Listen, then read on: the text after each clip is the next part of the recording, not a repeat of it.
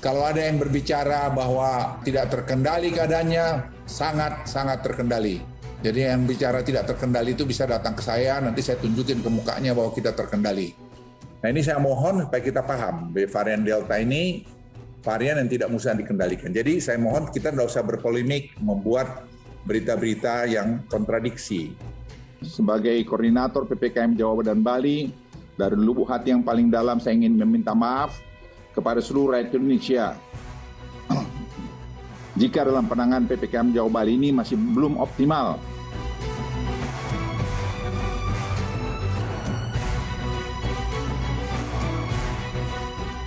Kita nggak mungkin vaksin sumbangan dikomersialisasikan, Masya Allah. Instruksi dari Bapak Presiden ini harus dipercepat.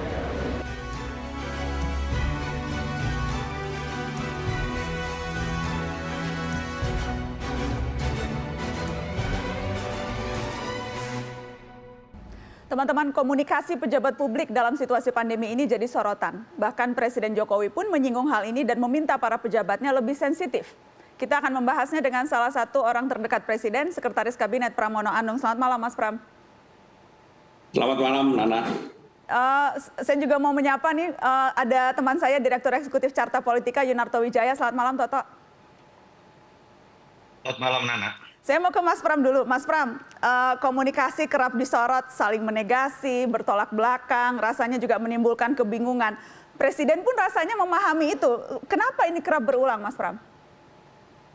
Ya, yang pertama kita sadari bahwa persoalan pandemi COVID ini, apalagi dengan varian-varian baru yang muncul, menimbulkan berbagai persoalan di internal tubuh pemerintah sendiri. Dan ini kita sadari, karena apa yang menjadi keputusan pada sidang kabinet masih belum dijalankan, tiba-tiba misalnya ada varian baru, varian Delta. Sehingga seperti yang diterangkan oleh Pak Luhut tadi, yang sebelumnya optimisme kita bahwa pandemi ini segera kita atasi dengan varian baru Delta, semua tergagap-gagap. Persoalan ini bukan hanya persoalan bangsa Indonesia, tetapi juga dihadapi oleh seluruh bangsa-bangsa dunia. Bahkan negara-negara yang sistem kesehatannya lebih baik seperti Amerika, Inggris sekarang ini yang dulu sudah membuka masker, tiba-tiba mereka menyarankan kepada warganya untuk memakai masker kembali. Ini menunjukkan bahwa persoalan ini ada dan Bapak Presiden sekarang ini mengamati secara langsung apa yang menjadi persoalan dan semua hal yang baik di sosial media, di media mainstream, terus terang kita telusuri, kita ikutin, karena kita juga tidak ingin membuat masyarakat, rakyat makin tambah bingung dengan statement-statement yang dilakukan oleh pemerintah, terutama oleh para menteri. Sebenarnya di dalam sidang kabinet saya sudah mengatur, karena itu menjadi tanggung jawab saya untuk mengatur siapa yang boleh bicara, boleh nggak bicara. Tetapi yang menjadi persoalan adalah kalau kemudian pembicaraan itu di luar sidang kabinet ketika para menteri atau kepala lembaga di doorstop oleh media, dan sekarang seringkali apa yang di statementkan itu kemudian dibandingkan dengan apa yang menjadi keputusan sidang kabinet yang berbeda. Inilah yang kemudian menjadi persoalan di publik, Nana. Iya, seperti yang tadi Mas Pram katakan, Menko PMK mengatakan PPKM-nya diperpanjang, sudah ada keputusan Presiden, sudah dibahas di ratas, tapi kemudian dibantah oleh Menko yang lainnya, bilang belum ada keputusan. Ada satu menteri bilang darurat militer, dibahas kemudian dibantah lagi oleh Menko Polhukam, oh bukan darurat militer, dan banyak contoh lainnya. Jadi sebetulnya siapa yang bisa dianggap mewakili istana, Mas Pram? Sebenarnya yang dianggap mewakili istana adalah orang yang ditunjuk oleh sidang kabinet. Dalam hal ini biasanya Presiden mendelegasikan kepada saya untuk menunjuk 1-2 orang menteri atau kepala lembaga yang menyampaikan. Nah persoalannya seperti yang disampaikan oleh Menko PMK ketika beliau di Sukoharjo, di doorstop, habis ratas, beliau menyampaikan hal yang sebenarnya belum perlu disampaikan. Nah yang seperti ini terjadi dan ini seketika pada waktu itu Pak Menko PMK WhatsApp saya dan beliau menyampaikan, waduh, keterucut dibilang gitu. Tetapi persoalan-persoalan ini saya katakan bahwa ini memang ada dan ini harus diselesaikan, dan sekarang ini semua yang menyampaikan kepada publik, terutama yang belum diputuskan oleh Presiden, maka harus atas pengetahuan Presiden atau Menteri Sekretaris Negara atau Sekretaris Kabinet. Ketika kemudian lapor ke Mas Pram gitu, mengaku kalau salah bicara, keperuncet gitu istilah Mas Pram. Itu kemudian apakah memang Presiden langsung meminta ditegur atau menjadikan ini contoh? Karena kan kita dengar kemudian Presiden Jokowi sempat mengeluarkan pernyataan yang cukup tegas soal ini. Kita dengarkan dulu ya Mas Pram cuplikan apa kata Pak Jokowi. Yang berkaitan dengan komunikasi, publik itu yang menimbulkan optimisme, yang menimbulkan ketenangan.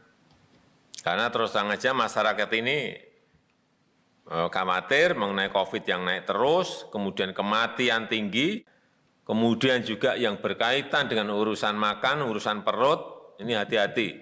Jangan sampai di antara kita ini tidak sensitif terhadap hal-hal seperti ini.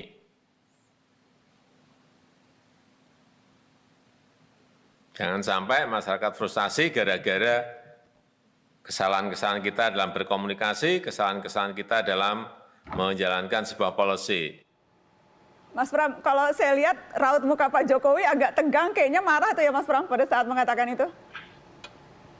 Jadi begini, ketika sebenarnya terus terang saja Nana, saya ini adalah orang yang sebenarnya udah tidak mau tampil di publik.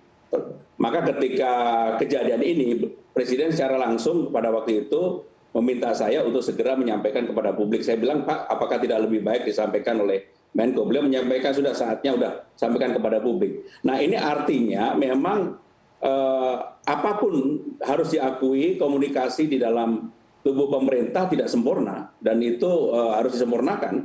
Maka sekarang ini dengan keputusan Presiden salah satunya yang sense of crisis yang tadi Nana bilang, karena kita sudah putuskan ini ada 3 menteri, 1 wakil menteri, 1 kepala lembaga yang akan pergi ke luar negeri, langsung semuanya membatalkan. Artinya apa? Artinya keputusan Presiden dalam hal ini dipatuhi, dituruti oleh semua menteri atau kepala lembaga yang ada. Dan ini menunjukkan bahwa dengan segala kekurangan yang ada, bahwa komunikasi di dalam tubuh pemerintah sebenarnya cukup baik. Mas, soal sensitivitas itu saya harus sampaikan apa adanya. Misalnya ketika Pak Luhut mau menyampaikan kepada publik pun, Pak Luhut ini termasuk Menko yang tertib, dia minta izin dulu kepada kita begitu. Dan memang itu alurnya seperti itu ya Mas Pram, seharusnya setegas itu alurnya. Harus izin dulu, ya, harus seperti itu. Jadi Mas Pram sebagai ketua kelas begitu ya, menertibkan. Ini Mas Pram ketua kelas kabinet yang menertibkan menteri-menteri yang keluar jalur begitu ya Mas. Sebenarnya hampir semua cukup tertib, tapi terus terang kadangkala harus diakui ini adalah kelincahan, kepandaian teman-teman media untuk mengkorek Menko atau menteri yang sebenarnya tidak mau bicara akhirnya keterucut begitu. Dan ini terjadi dan ini diakui juga oleh Pak Menko PMK dan kemudian beliau menyampaikan apakah perlu saya ralat, saya bilang nggak usah. Mas Pram, tapi sebetulnya bukan hanya keperucut atau tidak sengaja begitu. Ada juga misalnya komunikasi yang tadinya vaksin berbayar, kemudian tidak jadi. Tadinya seharusnya kebijakannya seperti ini, tapi juga tidak jadi. Jadi bukan hanya cara penyampaiannya, tetapi juga substansinya yang berubah dalam jangka waktu yang tidak terlalu jauh, Mas Pram. Kita bahas setelah pariwara ya, Mas, soal itu. Ada hal yang belum diputuskan oleh Presiden, tetapi kemudian karena pengen dengan cepat menyampaikan kepada publik, dia sampaikan.